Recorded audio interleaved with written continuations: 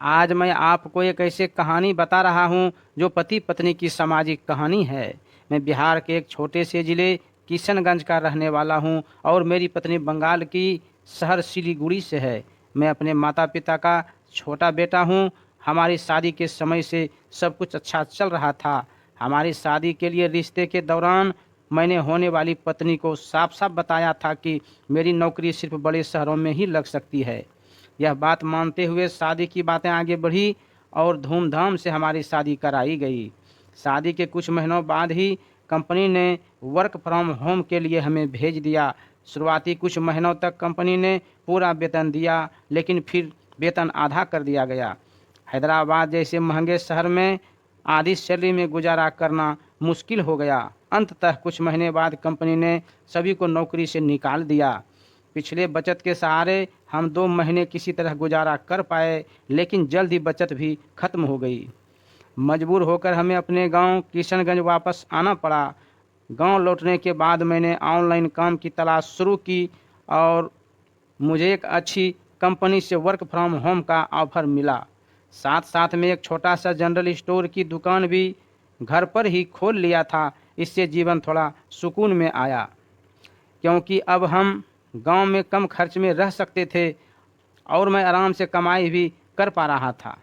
लेकिन जहां मुझे यह नई परिस्थिति सुकून दे रही थी, वहीं एक नई मुसीबत खड़ी हो गई।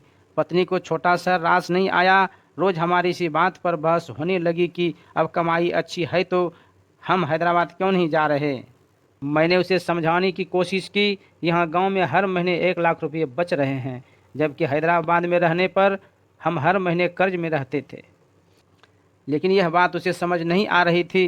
फिर उसकी छोटी बहन की शादी हुई। उसकी बहन की शादी एक बड़े घर में हुई थी, जहां नौकर थे, गाड़ी थे, बंगले थे और एक बड़े शहर दिल्ली में शानदार लाइफ स्टाइल थी। इसके बाद मेरी पत्नी को भी नौकर चाकर और गाड़ी की चाहत होने लगी। उसे यह लगने लगा कि हम छोटे शहर में रहकर बाकी लोगों से पिछड़ रहे हैं।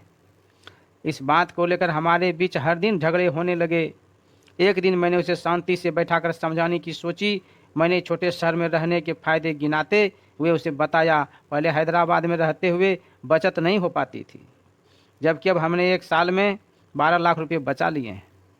हैदराबाद में तुम लगातार डॉक्टरों के पास जाती थी, कभी पीरियड की समस्या तो कभी स्किन की समस्या, रोज़ भागदौड़ की ज़िंदगी हो गई थी। लेकिन यहाँ गांव में 1 साल से तुम्हारी सेहत बिल्कुल ठीक है। लेकिन यहाँ घर का शुद्ध खाना खा रहे हैं, जिससे हमारी सेहत और तुम्हारी बेहतर हो गई है। हैदराबाद में मॉल से जो सब्जियां तुम लाती थी, वो अक्सर 3 से 5 दिन पुरानी होती थी, जिन पर केमिकल भी छिड़का होता था। लेकिन यहाँ हर दिन ताज़ी सब्जियां घर के सामने ही मिल जाती है, और वो भी बहुत सस्ती।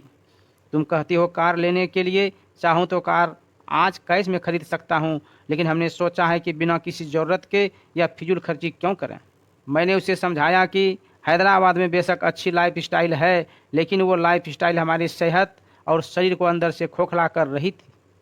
यहाँ हम कम तनाव में बेहतर स्वास्थ्य के साथ रह रहे हैं। मैंने कहा, यहाँ रहते हुए हमारे पास इतना पैसा है कि भविष्य में कोई भी समस्या आए तो हम समस्या से निपट सकते हैं।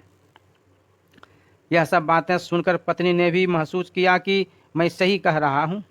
पत्नी मान गई। अब हमारी ज़िंदगी शांति समझदारी से चल रहा है। हमारा 3 साल का बेटा और हमने तय किया है कि उसे 10वीं तक यहीं गांव में पढ़ाएंगे। इसके बाद अगर ज़रूरत हुई तो उसे आगे की पढ़ाई के लिए बड़े शहर भेज देंगे। अब मेरी पत्नी भी खुश है और उसने शहर जाने की जिद करना छोड़ दी है। मैं इस नए जीवन से बहुत संतुष्ट और खुश हूँ। शायद उसने भी समझ लिया है कि असली सुख बड़ी लाइफ स्टाइल में नहीं, शांति और संतुलन समझदारी में है। दोस्त, वीडियो तो देखते हो और सुनते हो, लेकिन मेरे चैनल को सब्सक्राइब नहीं करते हो। इसलिए आप सबों से निवेदन है, जो मेरे चैनल पर पहली बार आए हैं वह चैनल को सब्सक्राइब, लाइक, शेयर, कमेंट कर दीजिए, ताकि कहानी वीडियो का नोटिफिकेशन मिल सके। जय हिंद, जय भारत।